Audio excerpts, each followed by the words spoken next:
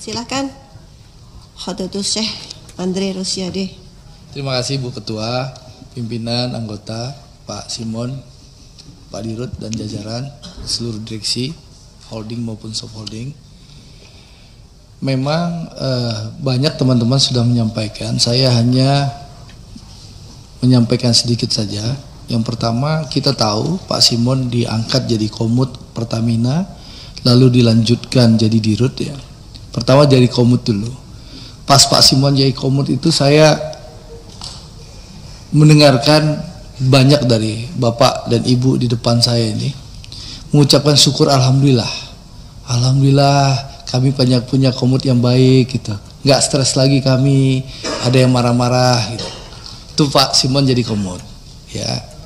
Saya nggak tahu berani nggak ibu-ibu dan bapak-bapak ini ngomong. Tapi omongan ke saya begitu waktu itu. Nah, lalu Pak Simon sekarang jadi Dirut.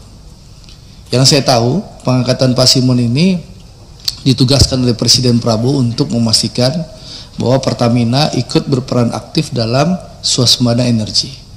Otomatis kita harus mampu menyediakan ketersediaan energi dalam negeri. Ya, di mana tentu impor BBM maupun impor crude itu berkurang. Betul Pak Simon? Itu tugas dari Presiden kan? Ya, dari Presiden Prabowo. Nah, di Desember kemarin saya sudah menyindir sebenarnya nama Saudara Sani di rapat ini, ya, yang lebih sakti daripada Pak Taufik itu. Kalau Pak Simon tahu, Pak Sani itu lebih sakti dari Pak Taufik. Betul ya Pak Taufik? Nah, itu Pak Taufik tuh Dirut Kilang. Udah ditangkap sama Kejaksaan Agung. Itu lebih sakti. Karena Pak Taufik ini setahu saya nggak ikutan urusan crude. Pusing kepalanya ngurus RDMP Balikpapan. Kira-kira kapan kelar Pak? Kapan diresmikan Presiden rencana Pak? Kan kita rencana 2023, geser 2024, sekarang 2025. Kira-kira kilangnya kapan ya bisa kelar?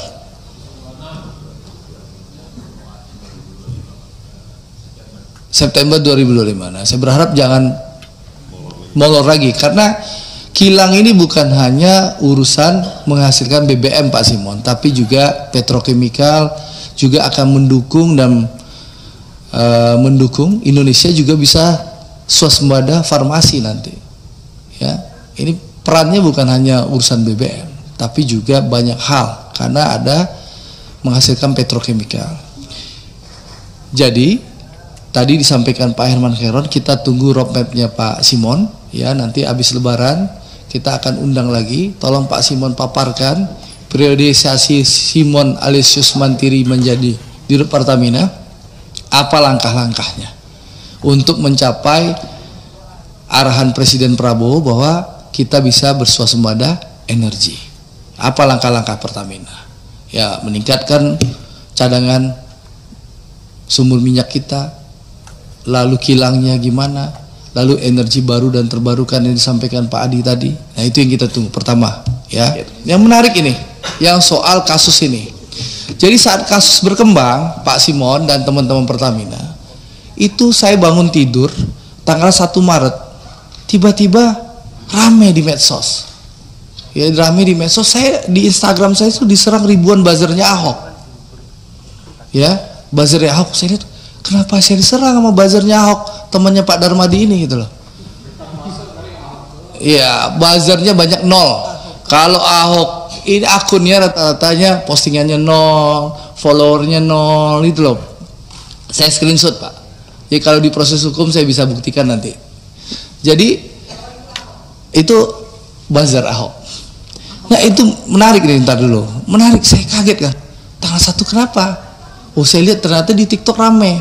Pernyataan saya tanggal 15 Februari yang minta Presiden Jokowi untuk mengganti Ahok. 15 Februari 2020. Ya, saya sebagai anggota DPR Komisi 6 minta Pak Ahok diganti karena membuat kegaduhan di Pertamina. Supaya Pak Simon tahu, ya, 15 Februari 2020 saya bicara Ahok diganti. Itu Ahok itu baru 1 kali datang ke kilang Pertamina di Tuban, ya, di Tuban waktu mendampingi Presiden Jokowi datang ke Pertamina. Belum pernah ke kilang-kilang lain. Dan 15 September 2020 itu ya, Ahok itu belum pernah ke unit hulu. Tanya Pak Tiko nih, Pak Tiko 2020 jabatan Pak Tiko apa dulu Pak Tiko? Masih di Pertagas.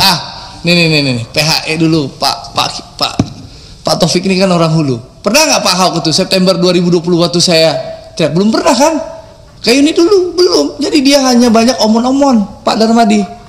Ya, bahkan kenapa saya bilang kegaduhan sebentar Pak?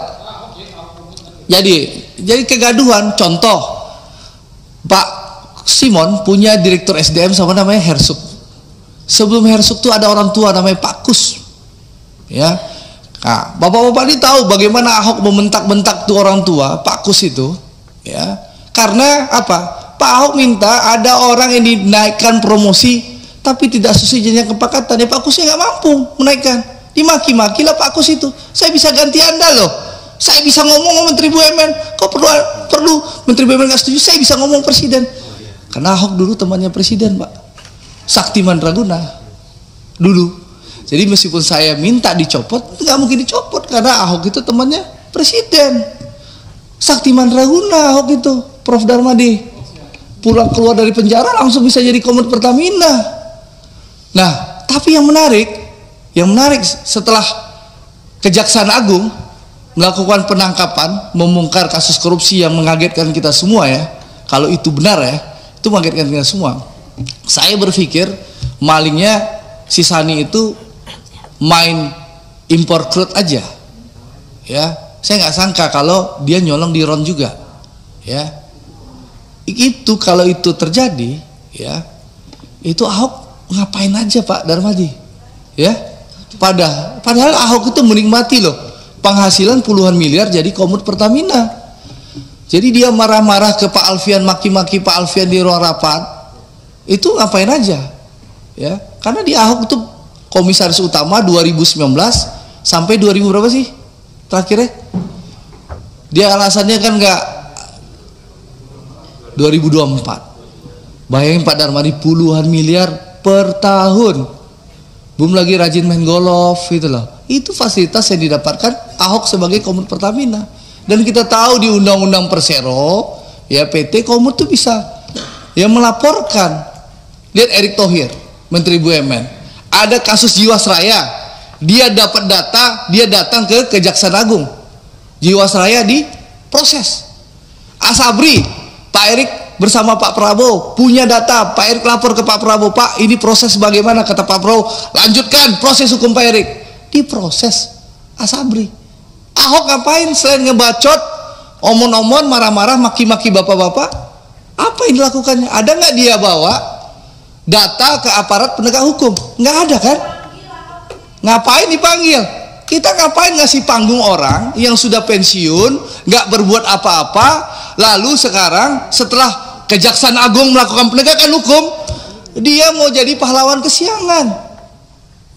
Ya, ini kan pahlawan kesiangan. Untuk apa? Kalau dia punya data, harusnya dia jadi Komod, dia bawa datanya ke Kejaksaan Agung, ke KPK atau ke kepolisian. Itu baru kerja pengawasan.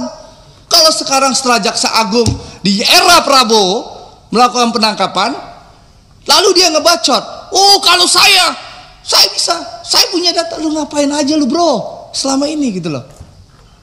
Ini kan orang sudah pensiun, nggak punya panggung politik, memanfaatkan kehebatan Kejaksaan Agung di era Prabowo untuk numpang tenar kembali supaya populer lagi gitu loh Pak Darmadi. Ini gaya politisi numpang tenar pansos terhadap kemampuan kinerja Jaksa Agung di bawah era Prabowo Subianto sebagai presiden gitu loh. Jadi ini saya ingin menegaskan kepada buzzer-buzzer Ahok ya menurut saya sudah mengganggu sekali. Ribuan akun nggak bodoh, nggak jelas menyerang saya di tanggal 1, 2, 3 Maret. Ya setelah itu selesai dia serang Erick Thohir dan Boy Thohir habis itu. Ya, saya 3-4 hari lah Prof. Lumayan menurut saya mengganggu karena berita daur ulang 15 September 2020. Nah, di sini saya menggunakan hak saya menjawab itu. Karena saya pergi umroh Prof waktu itu. Jadi saya nggak bisa menjawab. Dan saya ingin menjawab di depan direksi Pertamina. Ya, karena saya tahu bahwa Bapak kan tahu banyak omong-omong aja, ngebacot aja. Sekarang setelah Jaksa Agung melakukan penegakan hukum, ya, di bawah eranya Prabowo, siapa saja yang melanggar hukum, yang korupsi disikat zaman Pak Prabowo, baru dia pura-pura muncul sebagai pahlawan kesiangan. Dan alhamdulillah jejak digitalnya banyak. Ngaku nggak pernah jadi ditawarkan diri, ternyata pernah ditawarkan diri oleh Pak Jokowi. Ini banyak kebohongan-kebohongan. Jadi saya minta teman-teman, mari kita rasional, ya. Itu hak teman-teman mau ngundang Ahok, silahkan. Tapi ya ngapain kita kasih panggung? Serahkan kepada aparat penegak hukum, Kejaksaan Agung yang sudah bekerja luar biasa, gitu loh. Ya, jadi menurut saya sekali lagi, ya, hati-hati ya, politik buzzer ini. Tapi memang buzzernya nggak sekuat dulu, Pak. Waktu dulu Pak Simon, saya duduk di meja situ di ujung, saya bilang Ahok tuh komisaris Rasa Dirut. Pak Simon, karena waktu itu Ahok itu sangat berkuasa, powerful waktu itu, karena dekat presiden, buzzernya luar biasa. Sebulan saya dihajar. Tapi kalau sekarang karena udah jauh dari kekuasaan, 3 hari doang dia mungkin mampu bikin buzzernya. Itu Pak Mufti. Dulu waktu saya duduk di sebelah Pak Mufti itu, gara-gara komut Rasa Dirut, 1 bulan, 3 bulan saya dihajar sama Ahok. Ya, itu hebatnya medsosnya pasukan Ahok tuh, Pak Deka. Terus sekarang karena mungkin sudah nggak berkuasa, hanya 3 hari Pak Simon. Jadi saya ingin menyampaikan sekali lagi, selamat bertugas. Saya tunggu roadmapnya Pak Simon. Buktikan bahwa Pak Simon bukan pilihan yang salah dari Presiden Prabowo. Tunjukkan kepada rakyat Indonesia bahwa konsistensi Presiden Prabowo, bahwa beliau tidak ingin omon-omon, bahwa beliau ingin mewujudkan kita betul-betul di periode 2025, 2024, 2029 ini kita bisa bersuasembada energi, bersuasembada pangan, dan kita bisa berdiri di atas kemampuan kita sendiri. Apalagi Pertamina salah satu ujung tombak dan antara. Harapan kita, harapan kami, ya, seluruh harapan rakyat Indonesia, tentu Pertamina benar-benar bisa membenahi tata kelola, ya, sehingga bisa menjadi perusahaan yang sehat, menghasilkan keuntungan, dividen yang bisa memperkuat Danantara. Kita tahu Danantara ini adalah cara percepatan bagi Presiden Prabowo agar ekonomi Indonesia tumbuh 8%. Dan sekali lagi saya rasa kita harus mendukung Pertamina, ya. Jaksa Agung sudah menjelaskan secara detail bahwa BBM Pertamina sekarang tidak lagi dioplos, ya, tidak ada pengoplosan. Jadi memang kualitasnya sesuai yang dijual, dan saya rasa kita harus mendukung semua. Dan kedua, tentu kita harus memastikan jangan sampai Pertamina ini, tadi disampaikan Kawendra, kita jangan sampai melakukan pembersihan tapi membakar menyari rumahnya, ya, tikusnya. Itu dilakukan oleh kami bersama-sama Kementerian BUMN, membenahi Asabri dulu Pak, lalu membenahi Jiwasraya. Kita membenahi tanpa perlu membakar rumahnya. Kasihan Bu Emma nanti Pak, ya, saya dengar banyak bank asing sudah nelfon Bu Emma gara-gara kasus ini. Jangan sampai Bapak default gara-gara isu yang tidak benar berkembang. Ya, ini juga penting, ya. Pertamina ini ujung tombak kita, BUMN terbesar kita, ya, harus kita dukung bersama-sama. Kalau ada yang salah, tentu harus dibenahi. Kalau ada yang maling, silahkan proses hukum berjalan. Jadi saya ingin menyampaikan sekali lagi, kita jangan sampai memberikan panggung kepada orang-orang yang pansos melihat kinerja Kejaksaan Agung yang luar biasa di era Pak Prabowo Subianto. Ya, kalau Anda punya kekuasaan dulu, ya Anda laporkan. Anda punya bukti, Anda bawa ke aparat penegak hukum. Jangan hanya podcast, lalu bawa buzzer-buzzernya, bangun opini di media sosial. Itu namanya omon-omon. Omon-omon itu teh. Jangan kita omon-omon.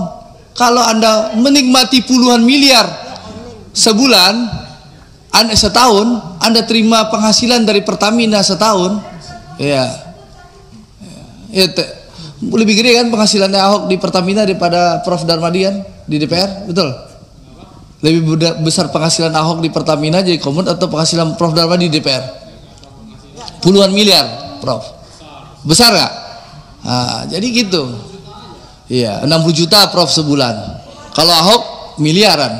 Jadi menurut saya kita jangan mau terjebak dengan opini orang pansos atas kinerja Kejaksaan Agung. Jadi sekali lagi Pak Simon, saya tunggu roadmapnya dengan teman-teman direksi semua, ya.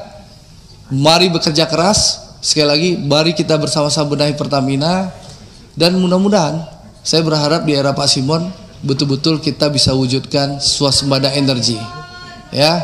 Ya kasih tepuk tangan lah, ayo tepuk tangan lah. Sedikit Bu Pimpinan, sedikit Bu Pimpinan. Kenapa Pak? 1 detik aja. Apa? Mobilain temannya Ahok. Jadi terlepas daripada ini sampaikan Pak Andre, tapi catatan tuh menjadi introspeksi. Kan podcastnya panjang tuh, kan tuh ke dalam boleh tuh diteliti, ya kan? Karena banyak data juga disampaikan. Nanti Pak Simon bisa menyaring semuanya. Saya pikir Pak Simon kan wise ini, ya, bisa menyaring semua. Ya.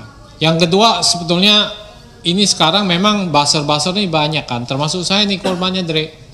Foto saya dipasang, ya, ini klarifikasi juga, nggak ada proyek, mana ada proyek saya di Pertamina, ketemu aja enggak, ya, Ketemu Tio aja kita. ya, paling di Tio di sini, nah, makanya saya tadi katakan, ya, paling Tio aja yang di DPR kita ketemu, ke kantornya saya nggak tahu kantornya Pertamina di mana, ya, pernah nggak saya ketemu di luar dan sebagainya. Saya juga mau curhat, Prof. Gara-gara Pertamina juga saya dibawa-bawa foto saya di TikTok dan banyak, Prof. Iya betul. Jadi, juga ya Pak Eko. Iya kan banyak. Tapi saya memang jadi kita lapor bareng-bareng, Prof, nanti, Prof. Sekarang lebih top ini saya.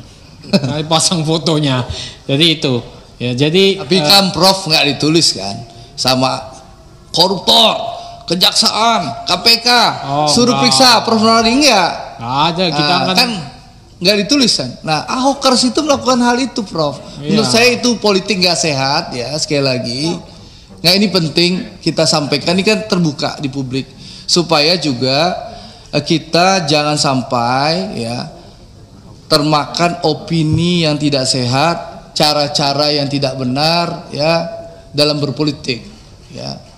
Kalau Anda sudah lewat eranya, ya sudahlah, pensiun baik-baik. Ya, kalau Anda punya data, Anda serahkan ke aparat penegak hukum, gitu loh. Adik, Gitu loh. Andre udah? Ya. Udah belum?